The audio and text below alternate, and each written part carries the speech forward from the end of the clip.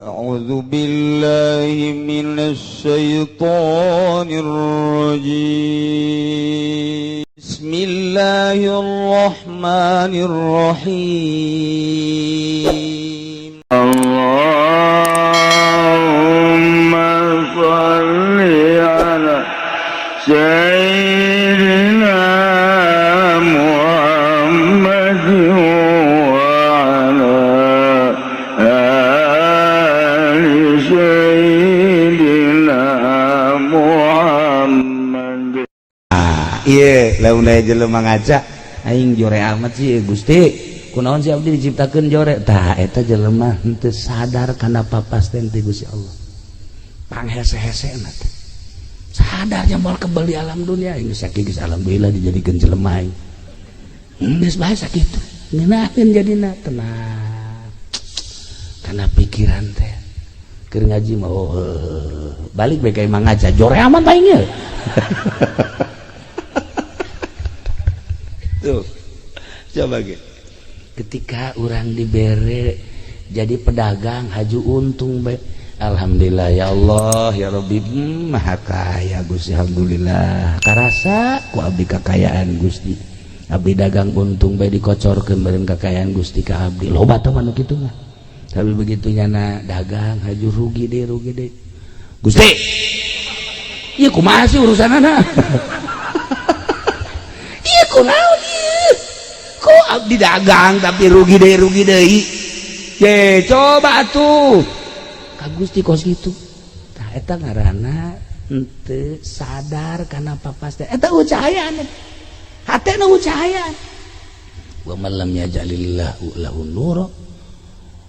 Di mana ku Gusti Allah henteu diberi cahaya, famalahum min nur. Cahaya. Di mana ucahayaan eta kos kitu tadi.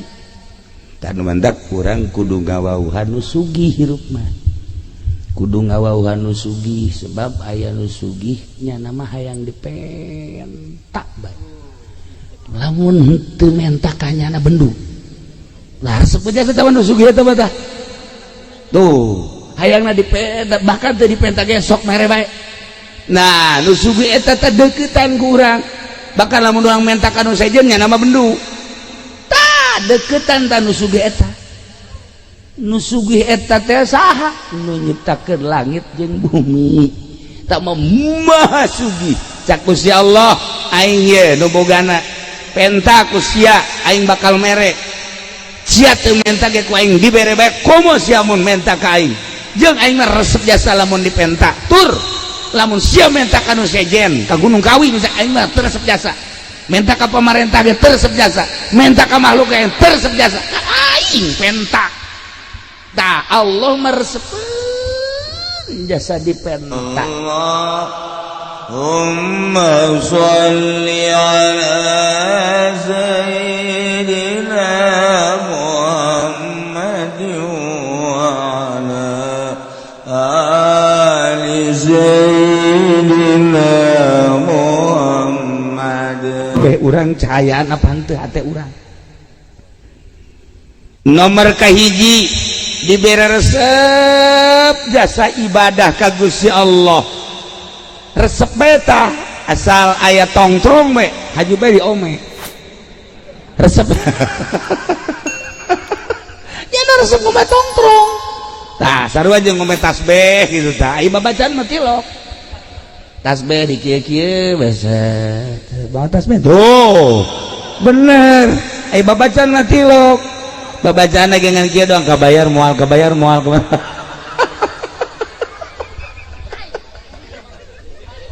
ya Allah ya Rabbi eta mah penipu sebenarnya mah atuh penipu tasbih dibawa aya di wiridanana lain eta Masya Allah. Nah di mana-mana hati cahayaan wani ngalaksanakeun ibadah embu ngalaksanakeun maksiat eta cahayaan hatena Islamna berarti bener. Nah lamun kuari jelema Islam KTP-na ge malah boga tilu kos aja pendi tilunya nama KTP teh oh loba batun mah hese KTP-nya mah tilu eta lah bajingan teh kos kitu eta tilu. Nah KTP nama Islam jelemana Islam tetapi daek ngalaksanakeun maksiat kurang giat karena ibadah maksiat daek leletikanana main gaple lamun aya Islam masih keneh balak genep di kieu-kieu koto kunyana di gitu-gitu tah naonna karangarana jangjang naon ngaranna tah tuh nyawan teh tolong teh coba aju dikitukeun tah cuma hiber teh naon ngaranna jantur aing ge nyawa nang sia kana teh atuh lamun kotok di gitu-gitu teh tah uluna naon tah ngaranna di pale eta teh diadukeun bareng segitu eta urang cayur tolol tah kos kitu tah urang cayur eta pagawe mang cayur eta sebenarnya nah lamun masih keneh daya kos kitu tah ya Islam mah Islam tapi daya keneh main remi daya keneh main catur daya keneh main gaple anu osok di kitu-kitu teh vlog naon ngaranna tuh nyawan bandarna renyana meureun mudah-mudahan kabawa ka akhiratnya mangajinya tah eta daek keneh kos kitu minimal boga TV keneh tuh eta nonton TV naon maksudna coba mun pake maca sholawat sabaraha jam eta nonton TV maka mun pake maca sholawat Masya Allah sabaraha ratus urang kieu bae di TV kos nu oplo eta sebenarnya teu hayu sapikir ku otak beres dengar orang kene mah potongan kos kieu atuh aja huis geus bae di hulu ka jembut-jembut pasti kene rek nonton TV tah nah geus mulai tah berarti tah Islamna geus teu bercahaya geus teu bercahaya tah Islam mun daek kalaksanakeun maksiat berarti Islamna geus teu bercahaya lamun geus teu bercahaya sakumahakan Gusti Allah dina Al-Qur'an wa may yaj'alillahu lahu nura fama lahu min nur lamun ku Gusti Allah geus teu dibere cahaya atuh eueuh cahayaan ana eueuh cahayaan teu meunang neuleuh jahe asal neuleuh jahe baju kieu teu kicup-kicup kieu tapi mang uting wajar lah neangan deui tuh saya calon nah itu masalah dua habak sekali lah tah iya lamun geus eueuh cahayaan ate atuh geus abrut-abrutan maksiat terus Islam mah Islam tapi terus we maksiat mulai tah lamun geus loba maksiat ibadah teh ibadah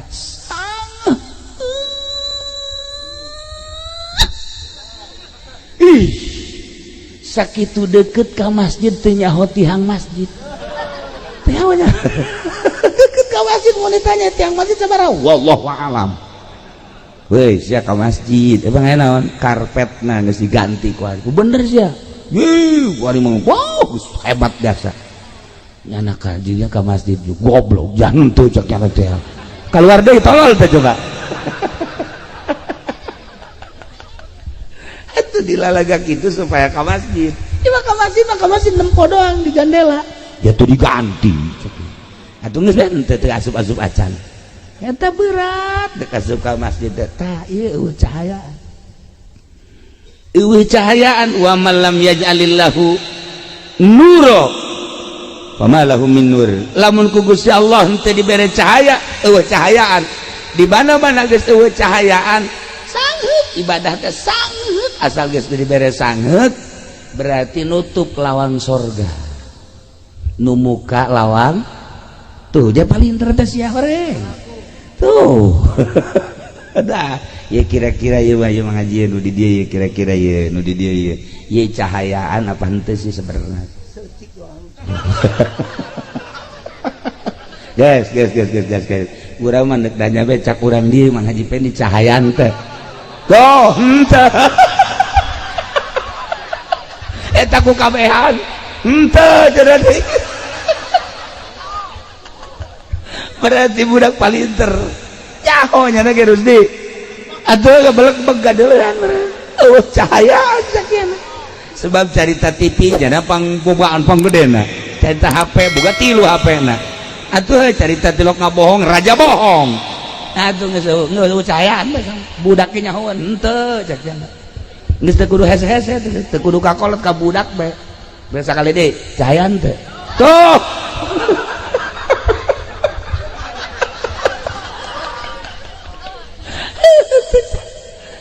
cahayaan lebentak tawa kula masuk ingin ka dongeng nah aya urang kitu India aya urang Arab aya urang Indonesia kabareuh urang Indonesia Haji Pendi ya 3 nah ieu cek ya ieu aya kandang embe bau pak kuat-kuat ieu dongeng di Jalaluddin Rumi ge deh ieu pak kuat-kuat coba saha nu kuat di kandang embe ayo embena aya di dinya embena aya di nyobau nya hangset embena ge aya mulai orang India heula asup urang India ka dinya tahan kunyana geus ngap-ngapan geus 10 menit doang kuatna keluar wah cek urang India waduh tidak nehi cek kita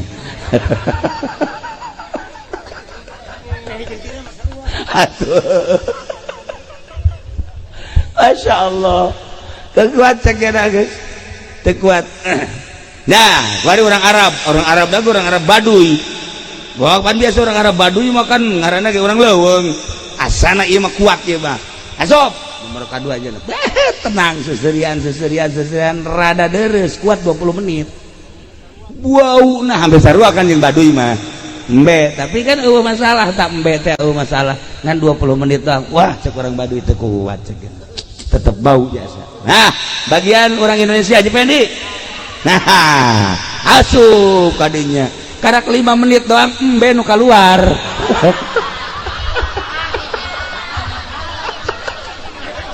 cak embe teu kuat aing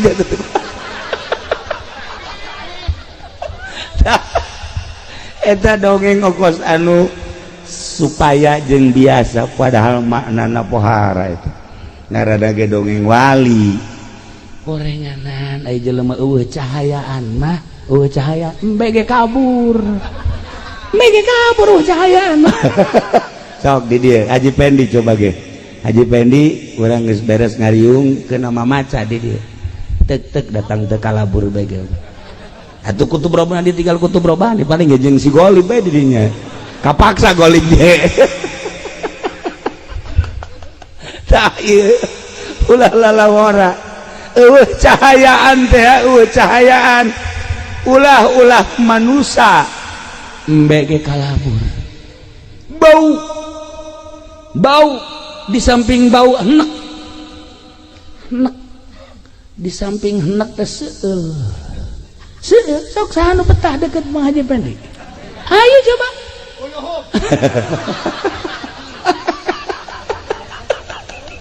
incuna itu kakek masih ada aja ya kapan nggak adanya lah iyalah para jamaah kaum muslimin wal muslimat rahimakumullah coba introspeksi ieu keur carita ieu geus kajian ulah nyaritakeun batur balik ka diri urang ke ai hate aing cahayaan henteu sih nu sabenerna lantaran tadi lamun cahayaan mah dibere resep jasa ibadah eta kakarak nomor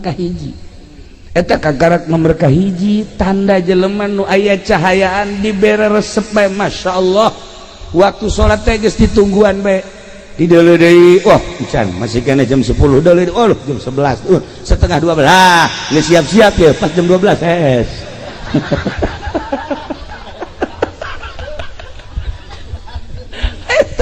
cahayaan cahayaan Masya Allah geus ke malah ka sare cek nya sakedeung deui salat besi tinggalin berjamaah aya cahayaan eta nu kos kitu ngaran beres datang waktu salat qobliyahna ba'diyahna beres eta terus wiridanana komo datang ke haju terus maca Quran. Ya Allah, yang cahayaan eta nu kos kitu. Tuh keluar di masjid urang ngantongan duit, dirinya aya kotak. Nah, asupkeun ieu kotak itu dibongkar. Orang etek, orang cayur, gegedena orang pondok. Nah, etalah cahayaan mah kos kitu tah.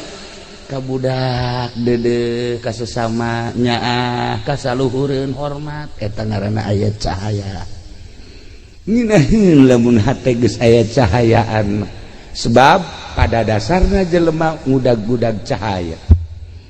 Lamun Kangjeng Nabi dibahasakeun cahaya diudag kabeh sebab ieu kabeh ge tidak cahaya Kangjeng Nabi urang Kangjeng Nabi Muhammad sallallahu alaihi wasallam. Langit tina cahaya Kangjeng, bumi tina cahaya Kangjeng, wabeh alam gunung laut berikut hewan-hewan termasuk urang tina cahaya Kangjeng Nabi Muhammad sallallahu alaihi wasallam. Nah, tinggal ieu di diri urang aya cahayaan ta eueuh, urang anu ngarti, urang nu nyaho, urang nu sadar ketika aya cahayaan dibere resep urang ibadah, dibere daek urang ngalaksanakeunana, dibere tenang yashrah sadrahu lil Islam, jembar hate. Nomor kadua narima cek Kangjeng Nabi tina papasten. Artina narima Kangjeng Nabi tina papasten teh kumaha Allah bae lantaran hakim nu paling adil iwati Gusti Allah Subhanahu wa taala. Ku urang apan osok dibaca alaisallahu bi ahkamil hakimi. Ulah di bejaan surat naon eta?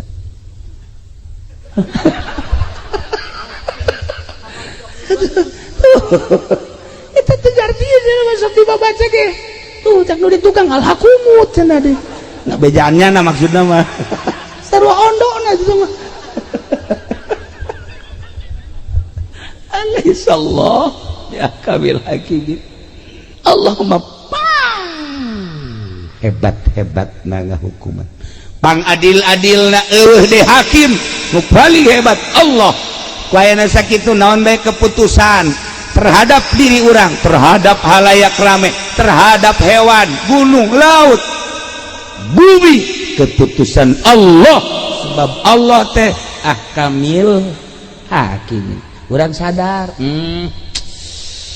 aing dijieun ku Gusti Allah model kos kieu. Nah ima urang ngaca ye ngaca dikaca. Ya Allah ya Rabbi, ya abdi ciptaan Gusti alhamdulillah dibere kasep mun kasep teh mah dibere gelis mun gelis mah sadar tah alhamdulillah. Loba tah manu kitu mah tah. Begitu aja pending ngaca aing jore amatnya. Cek nya ambil jeung nu di Cisoka akur. Di mana ka di Cisoka tah? Tuh, solear si nyahoan.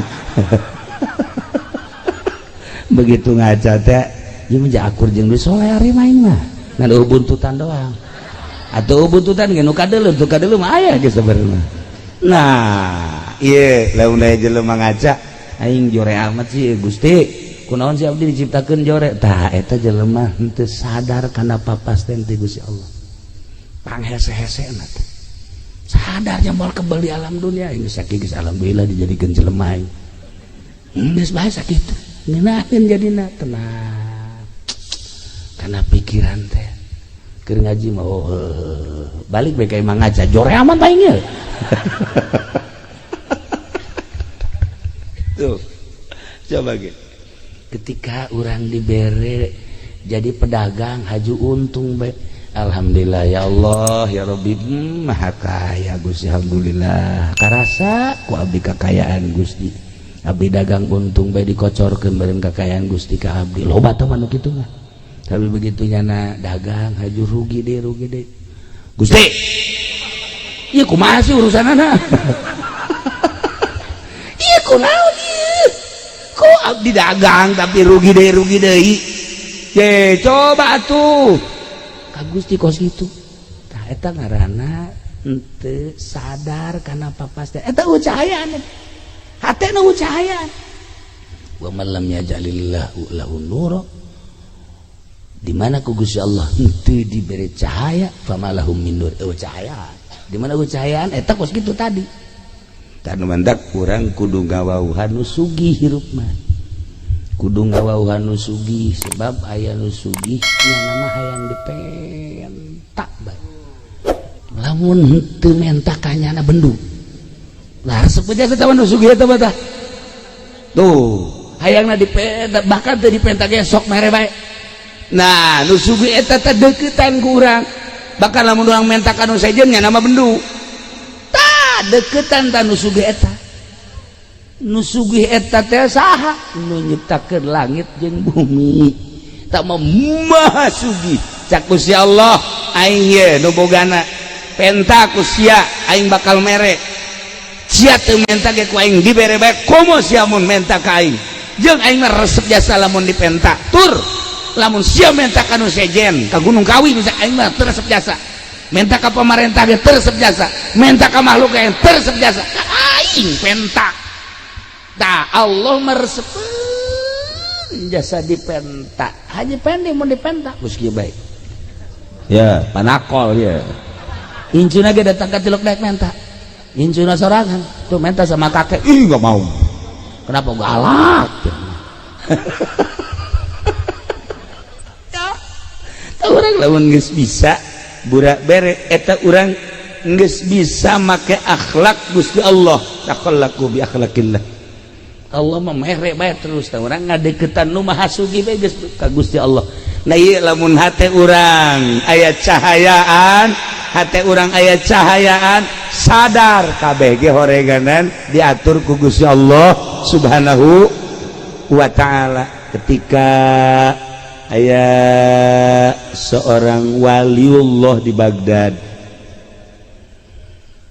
begitu manehanna keur di Baghdad ternyata horenganan di daerah Tartar keur perang terus perang nyana ngadenge begitu nyana ngadenge eta peperangan geus mah awewe pararae sipil-sipil masyarakat budak leutik ke parae nyana ngomong kieu ka Gusti atuh kunaon eta diperangkeun sehingga eta pararae masyarakat emang eueuh nu ibadah emang eueuh nu sok udang ti peuting emang eueuh wali pan beureun aya wali maot aya ulama maot kudu maotkeun aya diperangkeun ku Gusti langsung nyana peutingna sare barang sare ngimpi kapanggih jeung hiji jelema make jubah terus nyekelan surat eta dibabawa bae begitu dibabawa kapanggih teh jeung nyana ieu surat naon eta ieu surat ti Gusti Allah coba tabang bacakeun begitu dibaca dina tulisanana aya da'il i'tirad tinggalkeun kumaneh ngalawan Allah tinggalkeun kumaneh nentang ka Allah dibaca takunyana sebab Allah mah pang adil-adilna eta memperangkeun urusan aing gempa urusan aing banjir urusan aing angin urusan aing sia mah sia bae urusan sia cak Gusti Allah ulah sok nentang-nentang ka aing make jeung tatanya make jeung diperangkeun loba budak pararae loba manusia pararae aya kiaian aya walian urusan aing teh mah sia urusan sia geus datang ka mana sia dumadeheus ka aing hudangnya Masya Allah kaget nyana dicarekan ku Gusti Allah langsung ditegor make surat model tadi wali mah kos kitu impianana teh hebat aing ngadenge haji pendi mangimpi teh ya Allah ya Rabbi di udag-udag genderuwo aya ngimpi kos kitu eta aya deui nyana mangimpi naik ka gunung ragal paling hebat jana mah ngimpi di udag-udag anjing sanggeusna di udag anjing ngajunya anak kagang geus kagang haju hayang kiih manggih sumbur maju kiih ngompol eta haji pedi kos kitu impianana masyaallah wali mah tadi tegur ku Gusti Allah make surat tinggalkeun nentang ka Gusti Allah sebab kabeh ge ieu adalah urusan Allah cak Allah sia ulah tatanya kunaon ku aing digempakeun ulah diutang hitung Gusti teh urusan aing kunaon eta teh ku aing dianginkeun ulah make diutang itu ke urusan aing kunaon diperangkeun ulah make jeung tatanya urusanana tah urusan aing sebab aya jelema anu ku aing di maotanana melalui senjata-senjata melalui pedang-pedang jeung sajabana hakikat nama horenganan eta teh dek di maotan ngan carana Gusti Allah aya anu raga tangkal kalapa aya anu raga ka sumur aya anu gering aya nu perang aya nu di luhur kasur kieu bacar kabar ieu teh urang Balaraja datang ku Tangerang jeung ngopi ku pamajikan dijieun kopi dijieunkeun kopi jeung nginum kopi bari ngarokok kieu baengana di kasur teh geus beres ngarokok lah aya meureunanan bangsa 20 menit mah pamajikanna ka dinya deui ditoelan ku pamajikan kaji oya gabe pae ngopi can anggeus ngarokok can anggeus nyana ngedang doang gitu mah Masya Allah nu geus dipasangka bakal paeh jasa kamar hiji paeh hirup kene ngana gua sehat deui malah mah make susuit deui aya jahe ge suit tolol tuh coba lah ieu urusan Allah nah balik deui lamun hate urang cahayaan geus moal aya nentang-nentang ka Gusti Allah geus urusan Allah urang tani geus tani terus parena bagus kabladieuna gacung hapa nah urang kan ngomong kok ieu jadi kosia kurang naon si aing pengurusanana iya Allah ya Rabbi Gusti urang maka Gusti deui bae naon da Gusti ya kok ieu kurang naon ieu da pupuk dan sebagainya urusan aing teh Gusti Allah siana sing sadar lamun kula inget ka dongeng harita di zaman Sayyidina Umar aya kabeuleman begitu aya kabeuleman di zaman Sayyidina Umar khalifah langsung jelema neangan cai berat cek Sayyidina Umar ulah di pareuman make cai atuh pertentangan antara masyarakat jeung Sayyidina Umar lain kudu di pareuman make cai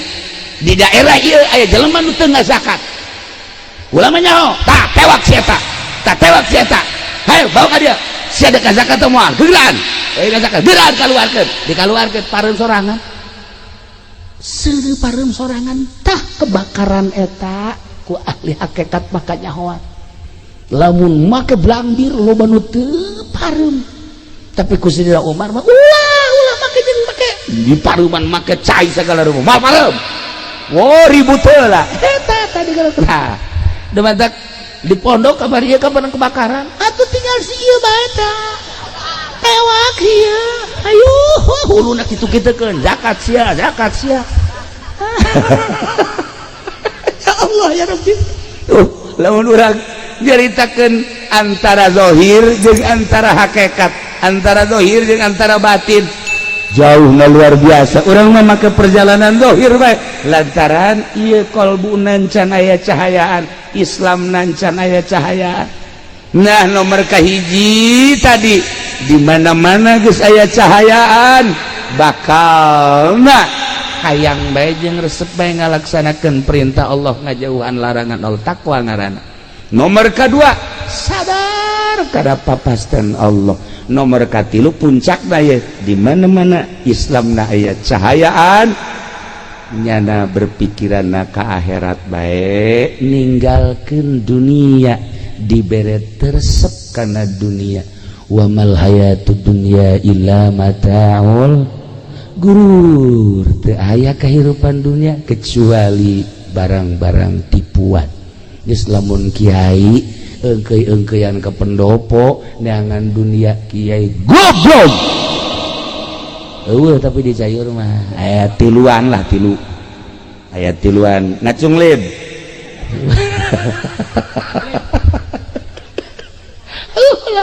ulah neangan dunia abong-abong bisa ngaji abong-abong bisa baca Quran abong-abong nyaho hukum dipamerkeun pake neangan dunia eueuh cahayaan kiai tinggal kiai berarti ieu eueuh cahayaan tah Islamna encan puguh ngajamin ilmu nungtun kadang-kadang ilmu mawa ka neraka lamun ilmuna jadi hijab tina cahaya Nailah para jamaah kaum muslimin wal muslimat rahimakumullah, balikan deui inna dina indallahil Islam, saenyana agama nu pikeun karidho ku Gusti Allah adalah agama Islam. Tetapi Islamna kudu anu aya cahayaan. Sakumaha tadi, lamun Islamna aya cahayaan maka aya tanda-tanda. Hiji tanda Islam aya cahayaan, daek ngalaksanakeun parentah Allah, embu ngalaksanakeun laranganana. Daek ngalaksanakeun parentah Allah, ngajauhan laranganana. Eta berarti mulai cahaya nomor kahiji. Lamun naik cahaya nomor kadua, sadar karena putusan Allah di diri urang, atau soal harta, atau soal penyakit, atau soal naon bae nu patali jeung diri urang, atau jeung batur tilok cegekan sebab kabeh ge geus aya tidak keputusan Allah subhanahu wa ta'ala. Alaihissallah bi ahkamil hakimin. Cahaya nomor katilu ialah cahaya anu bener-bener mantep sehingga pikiranana langsung baik ke alam akhirat. Mohokeun alam dunia dibere resep kana dunia. Etalah nu paling istimewa cahaya Islam anu nomor katilu. Geus urang mimitian tinu awal carana kumaha supaya cahayaan eta teh tadi cak Kangjeng Nabi geus encan maneh ngalaksanakeun hak Allah. Daon ialah mempersiapkan jang maut, mebeh datangna maut. Eta adalah memerlukan cahaya. Di mana orang sholat berarti orang mempersiapkan jang maut. Orang ngazakat mempersiapkan jang maut. Orang puasa mempersiapkan jang maut. Orang haji mempersiapkan jang maut. Orang baca Quran mempersiapkan jang maut. Orang tahajud, orang duha, zikir, maca sholawat, berbagai kehadean-kehadean yakni ngalaksanakeun ibadah, eta adalah jang mempersiapkan maut, mebeh datangna maut. Berarti geus aya cahaya.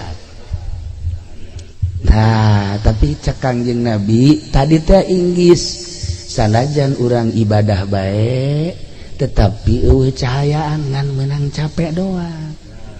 Ngan meunang capek doang tak perluna cahaya. Kos kumaha sih cek para sahabat Gusti Rasul eta meunang capek doang. Nah henteu nyaho kana keagungan Gusti Allah. Lamun urang ibadah teu nyaho kana keagungan Gusti Allah, naon bedana jeung salat budak leutik. Budak leutik ku salat mah salat bae pan teteh ge cenah salat mah ge.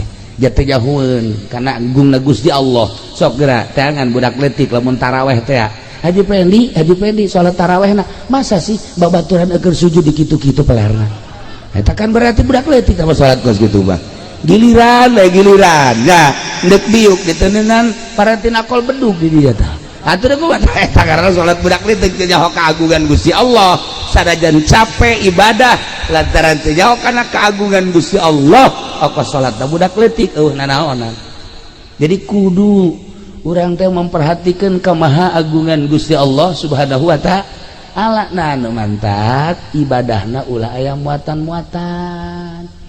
Geus kunaon eta getolamat maca shalawat, dagang karung abeh laku. Da eta ngaranna ibadah eueuh nanaonan kos kitu. Capek eta ibadah kos kitu. Capek pen. Ulah kitu aman.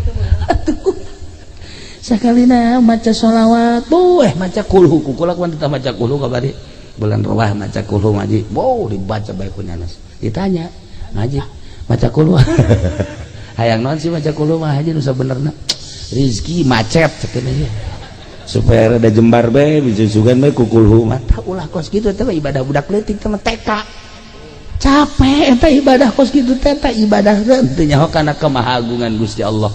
Geus bae urang mah ibadah salat ulah aya muatan dunia, ulah aya muatan-muatan selain lillahi ta'ala. Karak ta eta ibadah nu mantep.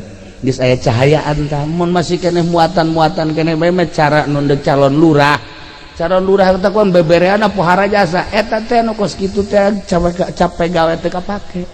naunan sebab sodakohna ayah karena hayang naik jabatan gitu kene calon bupati Gus Pugu calon presiden utama aja penmentas ieu maka ditupan ka istana tolong tuh mending mun dibere henteu dibere onam gitulah para jamaah kaum muslimin wal muslimat rahimakumullah ala kadar gambaran hirup sakumaha tadi sahabat menta ilmu anu istimewa ternyata cak Kangjeng Nabi ulah hayang ilmu istimewa geus bae persiapkeun pelaksanaan ibadah jang menghadapi maut eta ilmu paling istimewa. Adapun kadituna lah cak Kangjeng Nabi gampang nu kadituna asal eta na hebat karat ngan ulah ibadah ngan sakadar sigada hungkul tapi kudu didorong ku cahaya neangan cahaya na dua cara hiji langsung boga guru aya nu nuduhkeun nomor kaduana babarengan jeung nu geus bisa insyaallah cahaya tersebut bakal nyinaran saetik engke bakal ngarti ketika urang geus ngarti berarti geus aya cahaya teu karasa neangan guru mursyid mah hese urang atuh babarengan besok geura urang lamun sering berejerit babarengan jeung Haji Pendi bakal karasa karung ayam memang ngerti ieu karung ayam cekna teh ieu mah dodet jauh ka dodet segala nah iya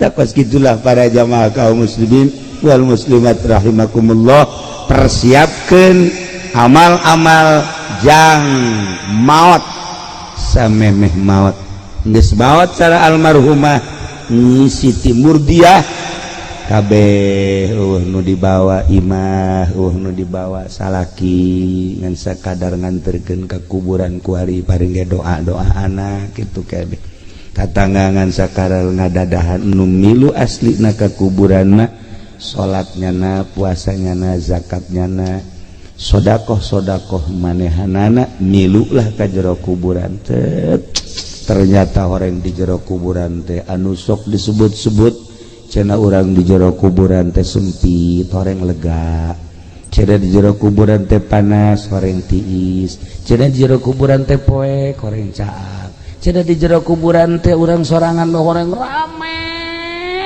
biasa di jero kuburan teh Masya Allah bohong eta nu nyebutkeun di jero kuburan sorangan bohong nyebutkeun di jero kuburan poek bohong nyebutkeun di jero kuburan teh panas bohong ternyata Imam Ghazali nyana nyaritakeun di jero kuburan horenganan rame caang rame biasa sehingga nyana ngagerokeun ceng-ceng ka dieu sia ka dieu rame amat cenah ka dieu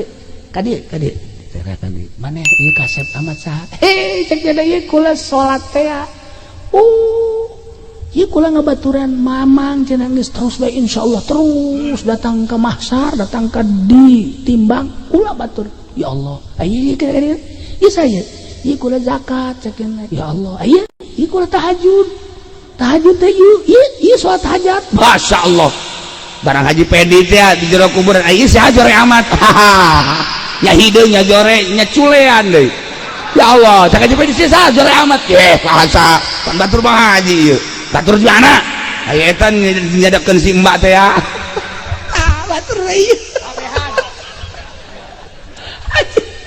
ya Allah ya Rabbi bakal ngabaturan urang di jero kuburan bohong urang hasud urang henteu salat urang teu zakat urang bakal ngabaturan urang sok renungkeun ku urang ketika urang di jero kubur bakal boga baturna urang nokos kumaha bakal ngabaturan jasa mangkani eta ketika urang sering ngajembarkeun batur jembar kuburanana jelema datang Waalaikumsalam naon ya duh kula di kamari jandar Masya Allah atuh lain bebe sia di kamari ya cukup teh 500.000 Pak ieu tah alhamdulillah Pak Haji Masya Allah ke sia lamun teu boga deui ka deui senang hate geus jembar jero kuburan datang ka Haji Pendi Waalaikumsalam naon ya kula di kamari jandar buan sia ye tuh neangan cara aing cuma derek neangan sih atuh geus mabur sia ka ditu lah Masya Allah sakira teh cek ugal ledeg gaji pendek.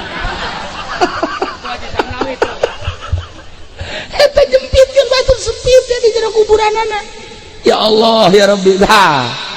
Urang ayeuna nyieun masjid tah den kipas di masjid tiis jelema maca sholawat ka tiisan komo AC nu ngaji ka tiisan komo AC di jero kuburanana tiis. Ya Allah malaikat ieu tiis daun eta teh cek malaikat teh tah kipas anu di masjid. Bo nyaho kieu mah kula meuli AC cekna. Ieu kipas anu dipasang ku kula teh anu make nu jore teh eta kipas lage. Haju lempang lagi kotek asal dikencengkeun we geus teu bisa muter janana. Ya Allah eta kos kitu ge tiis. Aduh nyaho kitu mah kula meuli nu bagus cek malaikat keur ieu sia. Tah kitu kaji pedi bapan nyana mah lain meulikeun non kipas malah kipas di masjid dicokot. Atuh panas cenah mah di kuburan. Cek jangan kaji pedi malaikat ilaun li panas nah maling kipas ya panas bentar sih ada ngaji ke masjid gede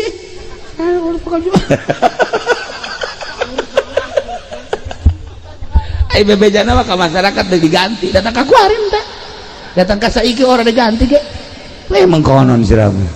Nah aya ustad maling ih heran. Itulah para jamaah kaum muslimin wal muslimat rahimakumullah janggabaran urang di akhirat geus dijelas-jelaskeun ku Kangjeng Nabi. Urang iman ka Kangjeng Nabi, percaya ka Kangjeng Nabi, urang beragama Islam, tinggal cahaya na aya tah henteu sehingga urang bisa ngalaksanakeun naon keyakinan urang. Sebab aya jelema anu iman ngan disungut doang tapi di jero hate mah henteu, munafik. Wa minan nasi may yaqulu amanna billahi wa bil yaumil akhir wa ma hum bimu'minin. Tidak sawarehna manusia wa minan nasi may yaqulu aya jelema nu ngomong amanna billahi wa bil yaumil akhir abdi iman ka Allah iman ka yaumil akhir padahal mah wa ma hum bimu'minin teu iman munafik tah mah. Aya jelema anu iman mah iman ka Allah munafik henteu tetapi eueuh cahayaan imanna Islamna eueuh cahayaan imanna eueuh cahayaan berani manehanana teu ngalaksanakeun kayakinanana. Nah ieu hampir-hampir urang kos kitu tak kabeh iman ka Allah iman ka Kangjeng Rasulullah iman kana naon anu diucapkeun ku Kangjeng Nabi tetapi ngalaksanakeunna henteu kunaon eta ieulah eueuh cahayaan di jero kalbu urang Islamna teu aya cahayaan imanna teu aya cahayaan. Sok wari mulai bongkar gerakku urang supaya ayat cahayaan Islam urang ayat cahayaan iman urang ayat cahayaan Islam babalikna engke kana zahir iman babalikna engke kana batin kana ruhani. Islam jeung iman dibana sapagodos pada ayat cahayaan wah bakalna istimewa jasa zahirna bagus batinna ge bagus kuayana sakitu teanganlah cahaya. Di mana sih ayana cahaya di pondok-pondok pesantren tah kadeleuna mah pondok kos ge teh hina jas. Tapi horenganan anu ngadatangkeun ka surga kos kieu. Alhamdulillah kos pondok mah tolol. Sia pondok daran doang. Kampung pondok salilana bodoh. Heran eng mah. Tuh ya urang lamun ningali gedung. Wow universitas wallahu alam ngadatangkeun ka sorga pante mentereng hebat gedung-gedung menjulang urang ka Jakarta ieu sing ngadatangkeun ka sorga pante. Ketika urang leuleuh kantor DPR isi ka sorga pante kantor ieu tapi lamun urang leuleuh majelis taklim leuleuh pondok hina kadeleuna justru melalui ieulah pintu-pintu surga terbuka. Teangan cahaya di pondok-pondok pesantren model kos sekarang hina kadele ku pandangan mata tetapi mata batin di mana geus cahayaan ieu teh lain sakadar pondok pesantren tapi ieu teh adalah raudhatun min riyadil jannah.